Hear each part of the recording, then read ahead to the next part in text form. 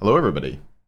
Been a little while, hasn't it? Been a bit lazy on the recording front for YouTube, especially with all this new ad blocking stuff they've got in place. Surely I gotta be ripping in the money now, dripping in it, much like I've been having drips from my bathroom seal. But anyway, that's beside the point. Let's not worry about that. Yeah, I thought I'd make a little Hayvering today to talk about the Season of Worlds patch notes. What was good, what wasn't so good, what I think was missed, and also talk about the event coming up next weekend, which is going to be qualifying the first 4 teams to the Smite World Championship. So we'll talk about that in a little bit. But yeah, first of all, let's get into chatting about the patch notes. I'll show my screen here. Share my screen like I'm in a meeting. Can I just share my screen there? Yeah, check this out. Anyway, this was my wish list before the patch notes. This is the tweet I put out being like, this is what I would like. This happened. This didn't. This didn't.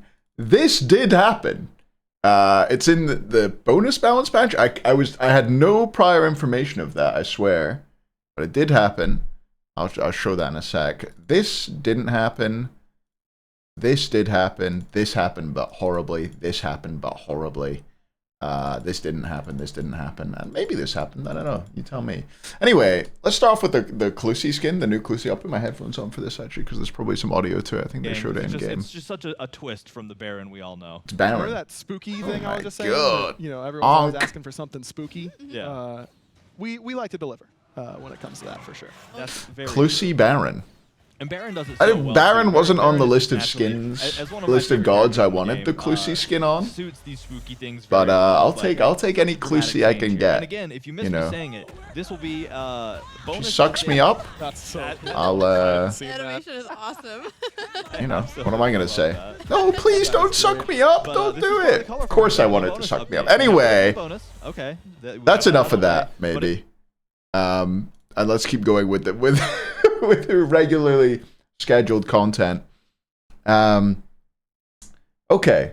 Let's go through the patch notes quickly. I scrolled down a bit, didn't I? Let's go quickly through them. We don't care about this. The only thing which we maybe want to look at, where is it? There's a thing here where, is it Horus? Here we go. A second Horus portrait would show at the middle of the map when spectating. So I don't know. I don't believe that they fixed it. I don't believe it. But maybe they have. There were a load of other bugs that were really similar to this. Around like stars on the mini-map and sometimes like Morgan Le Fay clones and stuff like that appearing in the wrong place. So I don't know how much they will have fixed it, but we'll see. Shield buff got nerfed. Cool. Some Magic Pro items got buffed. Cool. Arendite got a fairly significant buff. I think we'll probably see this more. Brawlers, small buff. All of this is pretty irrelevant in my opinion. Don't really care. I don't really like spikes getting buffed. I hate when everybody's building it. I think Relic Dagger is going to be really, really good. It already was pretty good. Anything else interesting here? Oh, Warriors X. I guess we're getting into like the Warrior section. Generally, there's been a number of changes they've made to try and bring Warriors back into the solo lane. That would be the Breastplate nerf, the Tiny Trinket nerf, the Vamp and Pythags nerfs, the Mage Prot item buffs, Warriors X buff, Sundering X buff. So that was all put in place to try and put Warriors back into the solo lane, which I think will work. We'll see. I think this item is still pretty freaking good, to be honest with you. Obviously, what was it, 7? How many stacks was it? I feel like it was 8 stacks or something. So it's a fairly significant nerf, and it doubles on passive activation. So this isn't just a 2-prot nerf, it's 2 per stack. Oh, do I have to... I should Google the item so that I can... I've had it open before. There we go, 7 stacks. So it's 7 times 2 is 14. So 14 stacks, 14 reduction, plus it doubles. So it's actually a 28 prot reduction at max stacks. But it's still kind of crazy item, honestly. But we'll see. We'll see if that is enough to make the item fall off.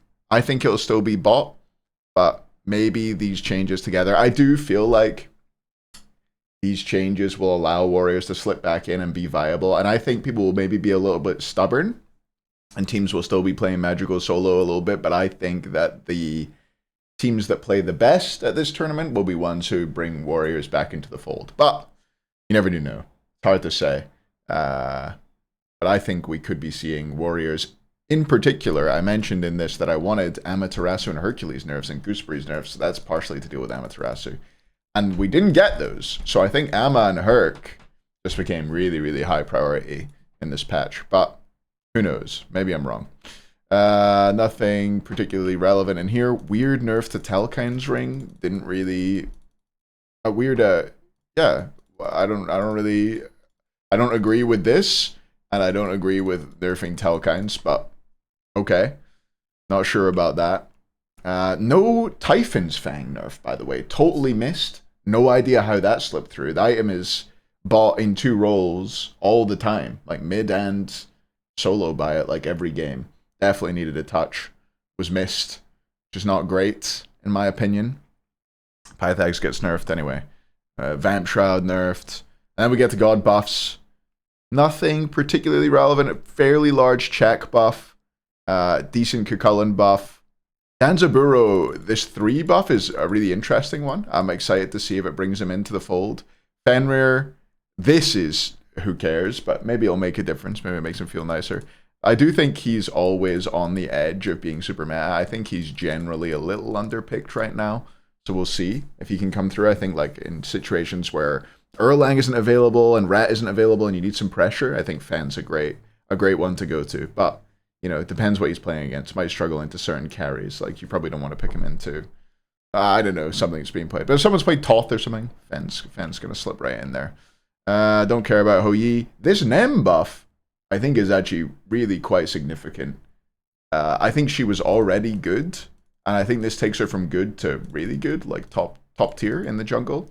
Especially with the Arendite buff as well. I think that really suits her. I think in general, Nem going to be looking good in this patch, but normally when I say these things, I'm wrong. Ra, not a big deal. Shiva, is that they're still in the game? You haven't removed him yet? Get him out of there! Replace him with Vasuki, the snake! Or Kent, whatever his name is. Anyway, just get him out of there. This god is shit. Wow, I hate that god. So horrible. He just has so little identity. Oh, he's dancing. Nobody dances, Paul. Yeah. His dancing doesn't fucking do anything, man. His stances are irrelevant. He's dancing around. He's got three alt ticks that each do absolutely fucking nothing. His 3 is shit. He's just a character with 2 abilities. Anyway, not a good character. Knockup immunity on Tsukiyomi 2 is interesting. Dardaz will be loving that. Vulcan, a couple buffs. Maybe we'll see Big Man Things or someone whip that out alongside a Neja or something. Could be possible. Objective kill comms have been in the place. This is kind of cool. The Ymir 2 buff. There was a GIF played for this on the patch notes about 40 times if you didn't see it. But it is a hard ability to hit Ymir 2 sometimes, you know. This Athena nerf. What are you talking about? What do you mean? Oh yeah, she's doing really, really well. So what we've done is made it so that her taunt is only reducing attack speed by 20% instead of 30% at level 1.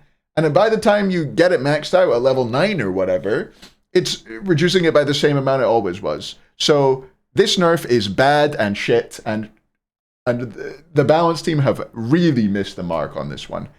Terrible nerf. God's exactly as good as she was before, in my opinion. But good try. Next up, Baba Yaga. I like this in particular, making her stack less well. Base damage on the 2 as well. Decent nerfs. These bog nerfs in exactly the wrong places again. It's, you know, they've hit him what could be construed as kind of hard. Not really. I think this is terrible. They've nerfed the 2 a little bit. They've nerfed the 1 a little bit. They've nerfed the passive. Have you read his ult? Have you read what his goddamn ult does? None of this. None of these. Stop Shinto going to dual lane as soon as FG dances start and just pushing. And then as soon as you overcommit on fire, coming over and killing you all. Because the ult is fundamentally broken. What do you mean? It gives vision of the entire enemy team for 6 seconds. What do you mean it slows them all? What do you mean it gives him 20% mit? What do you mean it gives him 20% movement speed? And it's global, and he can fly to any enemy on the map, and he can stay in the air for 6 seconds. Ah! Anyway, they should have nerfed the ult, in my opinion, and they didn't. A little bit of a miss by them, in my opinion on that. Why does the ult do a million different things? And why is it? Yeah, it's OP. Anyway, my man's little potion spitty thing is no longer knock-up immune. These were good nerfs, actually, the Raijin nerfs. I like the way they hit him. Made him not such a cooldown beast. He has to put levels and things to have cooldown. His one's not going to be up as much. His passive's not going to be as effective. Good nerfs. Yeah. What was missed, in my opinion, Jotun's Book of Thoth. Athena nerf that had any significance. Because Athena's got to be OP in all. Can you see Smite God win? There's a Smite. There's a site that does this. Is it smite.gg? Maybe. Oh! Smite God win rates ranked. There's a site that does this, right? Maybe this. Doing it live, not a good idea. Oh, Hades is the best. How's Athena looking? Gods? Surely she's OP in all ranks. 51%. Not that OP. 9th in popularity, though. High pick rate, high ban rate. Can we see how she does? Oh, she kind of... her win rate did go down a bit. Can we see... Look at that. She jumped up. I don't know if we can see by rank. She's pretty good. Grandmaster, her win rate is 70%. Holy crap. She's crazy. Anyway, I guess she is better at high ranks than low ranks. I thought she would be OP at low ranks. It's not hard to dash taunt. But she's doing well in all ranks. Definitely could have afforded a nerf that actually did something. I hate that 2 nerf. I really do. What else came out in the patch? There are some esports skins coming out, which I am a little bit disappointed in, to be honest. The King's Maui is pretty bad. I didn't bring them up, but the King's Maui skin's not the best, to be honest with you. And they have some really weird phrasing around what they're doing with these skins. They said that the skins, all proceeds from the skins are funding 2024 Smite esports. It's really weird phrasing. It's not funding SWC, and it's not funding Season 11 of the SPL. I don't know why they're being so vague about it. Maybe that's for you to tell me in the comments down below. But yeah. Anyway, I think that's it for the patch. I'm not happy about some of the changes, but I think we should see a decent shift in meta. I think there's a few characters that will come in, a few that will go out, but this isn't going to be like a seismic shift. Map didn't change at all, apart from having some SPL logos on it, which is a little disappointing. I would have liked a different objective or something. You know, but they'll say they don't want to switch things up too much going into Worlds. But when things get switched up going into Worlds, that's when you get the best tournaments. Season 3, for example, best Worlds in terms of watching, I think, out of any of them. Anyway, I don't know, I had this clip. Oh, wait. Do you want to hear this? I don't know if you want to hear this, chat, but you're gonna YouTube. You're gonna hear it anyway. I don't know why I pulled up this clip earlier, but this is what you're missing out on in the stream. A volume warning, maybe. Me casting at Worlds. You can hear me in the crowd.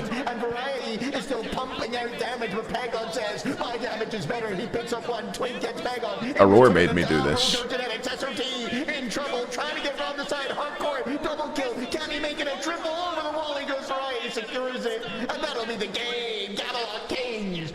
Champions, empty balls, empty win column, but this one is in the bag. Did they win this?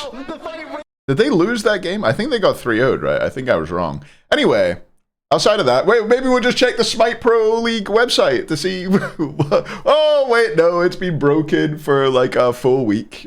Maybe, yeah, that's fun. But what we do have is this only slightly incorrect graphic to have a look at for the upcoming tournament. So we have, let's just play this out. Let's see what Gore says about it. Be put up against each other. Now you can look at the grand thing, double elim, most important part, if you look down, match 3 and 4, that's the Ferryman and the Warriors set. Winner of those goes to Worlds. They will be there. So they only have to win one. That's part of being first seed. Of course, their opponents aren't going to give them these ones. Same thing down there. Match 6 and match 5 are also promotional matches going to Worlds. Match 7 and match 8, those are going to determine first seed, second seed, third seed, He's fourth meowing at seed. me. For those of you who are curious, what does first seed get versus fourth seed? You actually not only, first off, get the glory of being first seed, top of the bracket, also get to choose your opponent from the other 4 teams that end up qualifying for the World Championship. I do like that, being the way it goes. In this instance, let's say if the Ferryman won, they could choose any of the other any of the 4 teams, whether that's the Hounds, the Gladiators. 2 of the teams that get eliminated at playoffs will still have to play through. Anyway, let's just talk through this. Gore's doing a good job, but I'm going to do also a good job. And it's my video, Gore, so, you know. So these are the starting matchups. Ravens versus Dragons, Leviathans versus Kings. Winner of this plays Ferryman, winner of this plays Warriors. Winners of this are qualified to Worlds, and they play in the winner's bracket final to decide first and second seed. Losers of these drop down to face each other. So the loser of Ravens versus Dragons will play the loser of Warriors versus the winner of Leviathans versus Kings. The loser of Leviathans versus Kings will play. Let's just call it. Let's just go through it as we think it's gonna go as well. So Ravens versus Dragons is the best matchup, I think, at the start. I think this Leviathans beat Kings, and then I don't know about Warriors versus Leviathans. Let me think about that. Let me chew on that. Ravens versus Dragons. I think I'm gonna give it. The Dragons have been looking better, but not that much better. I think I'm gonna. But it is the Ravens in an actual tournament that matters, and these guys do not win games in tournaments that matter. I think I'm gonna give it to the Ravens though. Ravens beat the Dragons. I'm a dedicated Dragons hater. And then Ferryman thrashed the Ravens. Leviathans versus Kings. Kings beat the Leviathan. No. Sorry. I was joking. Leviathans beat the Kings, and then the Warriors. Leviathans beat the Warriors as well, I'll say it. And then Ferryman beat the Leviathans, and they're top seed. So then we have Warriors drop down here and play against the Dragons and shit stomp them. And Kings drop down here and play against the Ravens and get shit stomped. And then you've got Kings versus Warriors. No, not Kings versus Warriors. Ravens versus Warriors, and Ravens win. So I've got my 4 qualifying to Worlds are Ferryman, Leviathans, Warriors, and Ravens. I think there's 3 great teams, and then the rest of the teams are... You've got 3 great teams in the Warriors, the Ferryman, and the Leviathans. And then you've got Ravens and Dragons who are okay, and Kings who are fucking god-awful. I'd be really surprised to see the Kings come out of this bracket. But a lot can change. We'll see. Maybe they've figured things out. And there's a Reddit comment here for me if you want to read over it. But basically, these matches start on Thursday. They're best of 5 double elimination. And yeah, it just says the format. Yeah. Jesus, that's bright. I'm blind. Cool. Oh, Raffled's there. Look at him. We got a mattress behind us. We got some friends visiting next week. Yeah, I won't necessarily be around for all the games, streaming them. I'm sorry to say, but, you know, I'll be around as much as I can be. But yeah, that's it. I've havered for long enough, 18 minutes. Thanks for watching, everybody. And I will see you on Thursday when the tournament starts. Have a great one. Bye.